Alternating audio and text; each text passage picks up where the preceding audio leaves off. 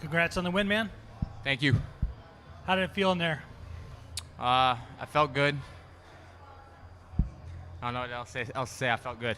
Felt good. I mean, Yeah. it seemed like kind of a little bit of a grinder, right? I Yeah. mean, do you think that you kind of specialize in that? I mean, that's like suited for your style of a fight if it has to be grinded out like that? Oh yeah, I could do that all day long.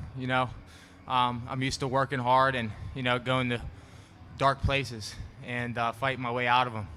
But that's not how I want to fight. I want a long career. I want to finish guys. At the end, I almost got to finish. It was late in the fight, but I still wanted to finish. I was going after it. Missed a couple of shots on the way down, and unfortunately, he was able to survive until the final bell. But I was hoping to get the finish.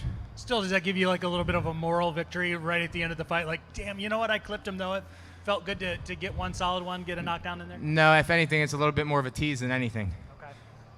Okay. Talk me through kind of the momentum that you're on now. We talked the other day about a solid 3-0 this year. 3-0 next year. Suddenly, you're probably looking at a title shot. Do you feel like that's still the trajectory as you move forward into 2023? Yeah, I need to continue to get better. My teammate Johnny is the champ right now. We train with each other all the time. We get better, but I'm getting my experience in the cage.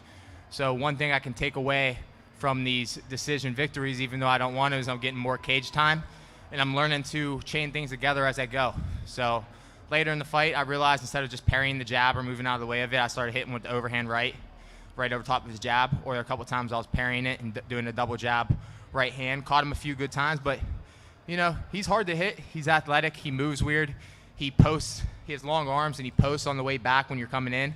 So a lot of my overhand rights and my punches were hitting his arms before they were hitting his face, so they weren't really landing flush. Kay Williams for Can Chronicles Media. Congratulations on Thank the you. win tonight. So striking serves as a huge upside in your fight arsenal, but at any given time tonight, did you feel kind of frustrated that Adams actually wasn't bringing the fight to you? A little bit, but I know if that's the way he wants to fight, good for him. But I will look at that as you're becoming a master of retreat.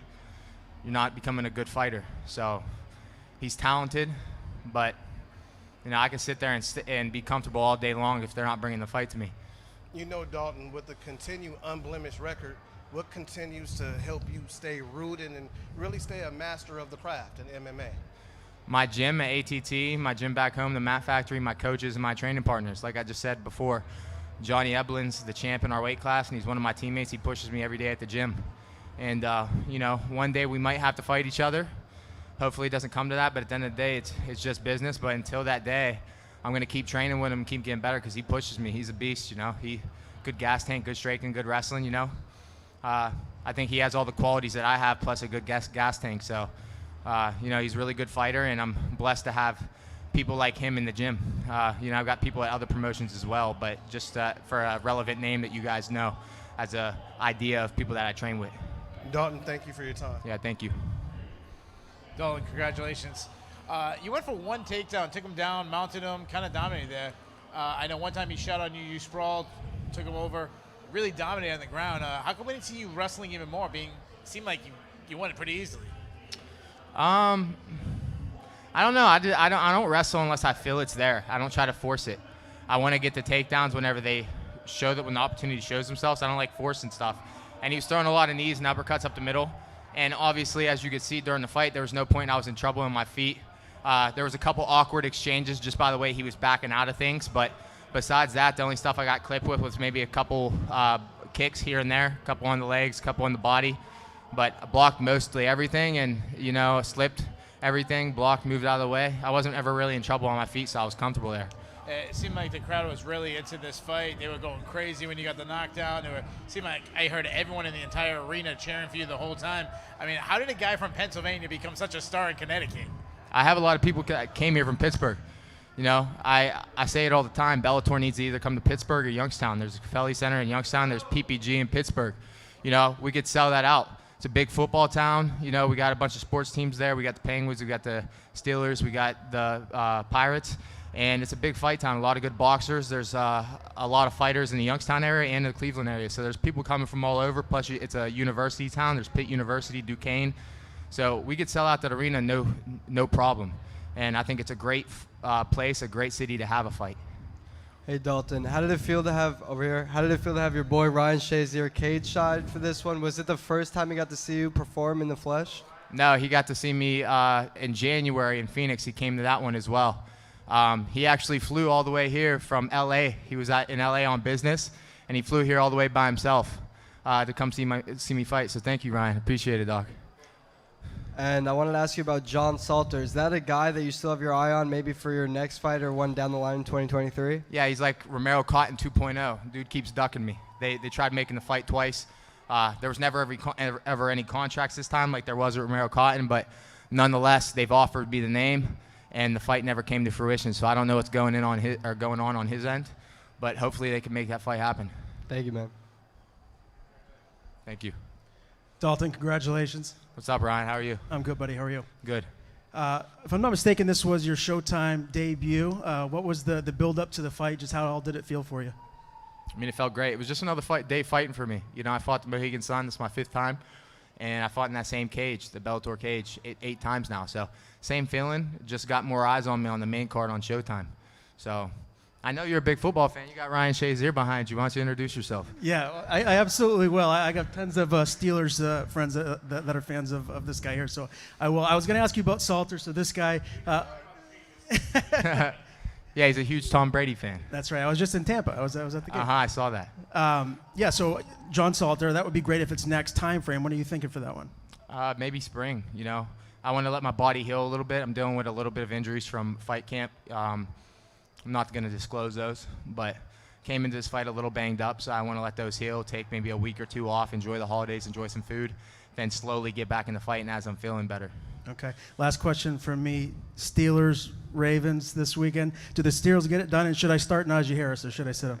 On fantasy, yeah, you should definitely start him. I think we're going to get it done for sure. As long as he's getting the ball, they're feeding the rock, he's going to put up a lot of points. And, you know, what makes it even better is Lamar Jackson's out, so it's going to be even easier game. Okay, Dalton, so the win's in the bag. It's in the past already. But was there any hesitation whatsoever taking somebody 5 spots down from you in the rankings? No, I asked for him, actually. Mike Kogan, my manager, Mike Kogan, will go back and forth. I was trying to get a fight. The John Salter fight didn't come to fruition. They offered me Imam Shafi Aliyev, and these were both for November 18th card. Both turned me down. Imam Shafi was still fighting, so I told my manager, I'm like, hey, this guy's fighting, but they're pushing me back till next year. Turned out that they didn't have any budget left, or there was something going on with like spots being filled on the cards, and he was like, we got a prelim fight for you on December 9th, but we didn't want to put you on the prelims because we didn't want you to feel burned. So I was like, I don't care. I just want to fight again. I like staying active. I want to fight before the holidays, get another fight in before the end of the year. And they made it happen. We eventually got elevated to the main card anyways.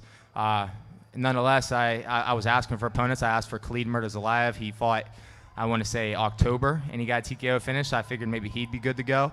They said it was too quick of a turnaround. Then I was like, okay, what about Anthony Adams? They're like, I like that matchup, and they made it happen. So Cool.